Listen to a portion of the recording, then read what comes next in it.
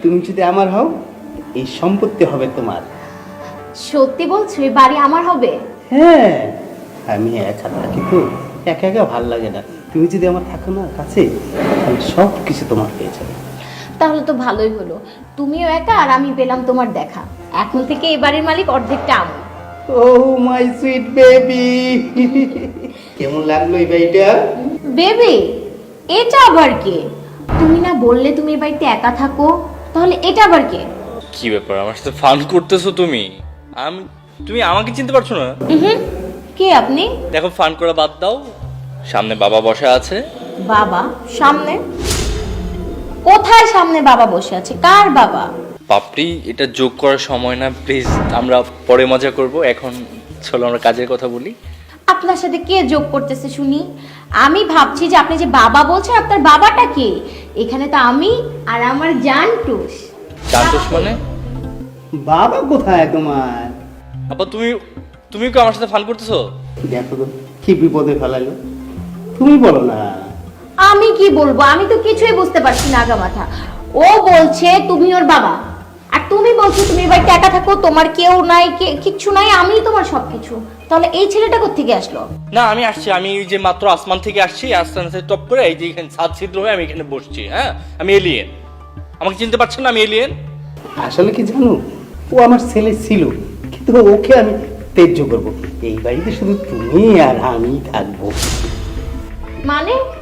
মানে আমি তোমাকে বিয়ে করব। এই ঝামেলা রাখার কি দরকার? একে দূর করে দিব, দূর করে। তার মানে এটা সত্যি সত্যি তোমার ছেলে? হ্যাঁ ছিল, থাকবে না তো।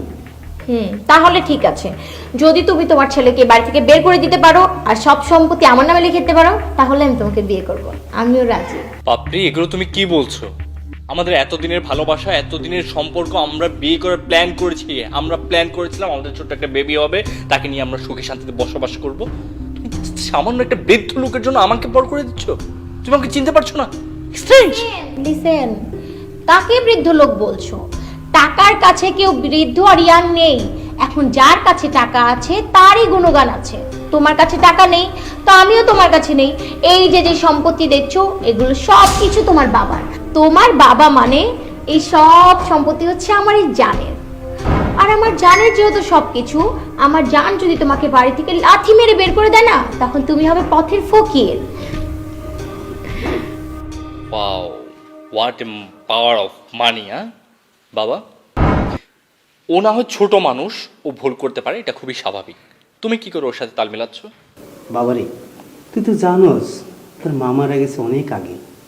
এই বৃদ্ধ বসে একটু সুখ শান্তির জন্য, আরামায়েশের জন্য আমি যদি একটা সাথী বেছে নেই, তাহলে তো সমস্যাটা কোথায় বল বাবা? ছি ছি, ছি, দেখতেই ওয়ার্ড লাগছে বিষয়টা। আমার মনে হচ্ছে আমি সুইসাইড করি, ছাদ থেকে পড়ে যাই, আত্মহত্যা করি। এটা তুই কি বলিস? এতটুকু সুখ আমার জন্য তুই বিসর্জন দিতে পারবি না বাবা? তুমি থামো।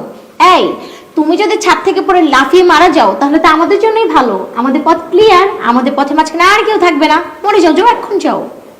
এগিয়ে দিয়ে আসবো, ধাক্কা দিয়ে দেই। একদম চুপ, একটা কথা বলবো না। আমি কিন্তু আর এই সমস্ত নাটক নিতে পারতেছি না, আমার আর ভালো লাগতেছে না কিন্তু। জান, তুমি বলে দাও না, এসব নাটক নাই। তুমি কি আমাদের দেখেও বুঝতে পারছো না কিসের নাটক? 2 দিন পরে বিয়ে করে ফেলবো, তখন বুঝবে নাটক নাকি সবকিছু রিয়েল। আমি আর এই সমস্ত নাটকটা কিন্তু নিতে পারতেছি না, আমার ম্যাচ গরম হয়ে যেতেছে।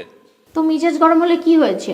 জান, তুমি একটা কাজ করো তো, এই ছেলেটাকে এক্ষুনি ঘাড় ধরে বাড়ি থেকে বের করে দাও। তুমি যদি আমাকে সত্যি সত্যি ভালোবেসে থাকো, এক্ষুনি তুমি প্রমাণ করে দাও যে তুমি ওকে না আমাকে বেশি ভালোবাসো।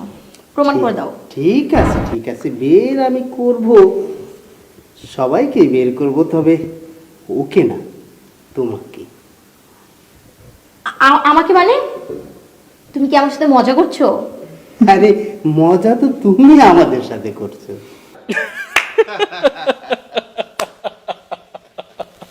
How funny, strange man. তাহলে তোমাকে আমি কিছু কথা বলি। ও আমার সত্যিকারের সন্তান, খুব আদরের সন্তান। ও বলল আমাকে যে আমি একটা মেয়েকে খুব ভালোবাসি বাবা।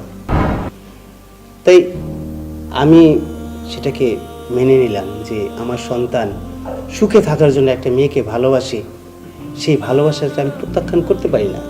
তবে একটা বিষয় কি, যেহেতু ওর মা নাই, ওর মার অভাবটা আমি ঠিক মতো ওকে দিতে পারিনি, তাই আমার সংসারে একটা সুন্দর লক্ষ্মী বৌমা আমার দরকার ছিল। তাই সেই লক্ষ্মী বৌমাটাকে আমি কিভাবে আনবো সেটাকে আমাকে পরীক্ষা করার জন্য আমি ওকে বললাম যে বাবা তুমি ওর মোবাইল নাম্বারটা দাও, ওর একটা ছবি দাও, আমি ওর সাথে কথা বলি। তাই তোমার সাথে কথা বললাম। কিন্তু কি সুন্দর তোমার অভিনয়! এই 7 দিন কথা বলাতে তুমি একটা বৃদ্ধ লোকে প্রেমে পড়ে গেলা, তাই কোটি টাকার সম্পত্তির লোভে। তাহলে আমি কিভাবে, তাই আমার ছেলের বউ হিসেবে তোমাকে আমি কিভাবে মেনে নিতে পারি বলো? আব্বু, আমি একটু বলি, আমার খুব লজ্জা হচ্ছে যে আমি গত 3টি বছর এরকম একটি মেয়ের সাথে একটা রিলেশনশিপে ছিলাম। আমার ঘৃণা হচ্ছে, আমাকে লুজার মনে হচ্ছে যে আমার চুজিং এতটাই বাজে, যার মেন্টালিটি এরকম। আমি তাকে নিয়ে আমি স্বপ্ন দেখেছি, আমি তোমাকে সিরিয়াসলি বলেছিলাম যে আমাদের বিয়ের ব্যবস্থা করো। তুমি যদি না থাকতে আসলে আমি একটা রং ডিসিশনে চলে যেতাম, হয়তো আমার বাকি জীবনটা নষ্ট হয়ে যেত এরকম একটা নষ্টা মেয়ের প্রেমে, একটা নষ্টা মেয়েকে ভালোবেসে। আচ্ছা পাপড়ি, তোমাকে আমার একটা প্রশ্ন করতে খুব ইচ্ছে করছে। তুমি কি একেবারেই খুব জঘন্য ফ্যামিলির, খুব জঘন্য পরিবারের সন্তান? তোমার বাবা মা কিছু শেখায়নি, নাকি তোমার বাবা মার নিজেরই শিক্ষা নেই? তোমার লজ্জা হচ্ছে না যে তোমাকে এতটা অপমান করছি, তোমাকে এত কিছু বলছি, এত কিছু জানার পরেও ঠিক আমার লজ্জা হচ্ছে যে বাপ ছেলে দুজনের সাথে রিলেশন, আবার তুমি আমাকে চিনছো না। Strange character, what character! বের হয়েছে আমার বাড়ি থেকে, যাও আউট আউট আউট, নাকি জুতা পেটা করবো?